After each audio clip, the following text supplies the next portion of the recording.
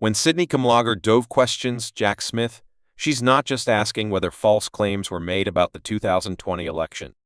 That part is already widely known and documented. So, Mr. Smith, what evidence did you develop to suggest Trump knew he had lost the 2020 election? In fact, there is a January 6th page on the taxpayer-funded White House website that says the election was stolen from Trump, a blatant, disproven lie he knows is totally false. So one of my Republican colleagues earlier brought up Trump's mind state, that he knew he lost and he knew that what he was saying was untrue, but that you had no proof. So, Mr. Smith, what evidence did you develop to suggest Trump knew he had lost the 2020 election? We had evidence from a variety of sources, evidence from people who were close to Donald Trump and who he relied on, people who wanted him to win the election, people who were employed by his campaign to help him win the election. Our evidence is that this was a conspiracy and that Donald Trump specifically sought to prey on party loyalty. So why is it legally important to know that Trump knew he was lying when he said the election was stolen? That was part of our proof at trial, and it was relevant to the charges. Specifically to the first charge, to defraud the United States. It is permissible for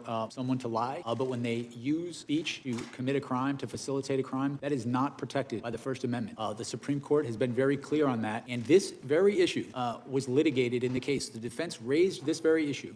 And one thing I want to be clear about today, the case that I investigated and the case we had, it was built to be tried in a courtroom, not in the media. Our case was built to withstand the crucible of litigation, and our assessment was that we had proof beyond a reasonable doubt that would do that.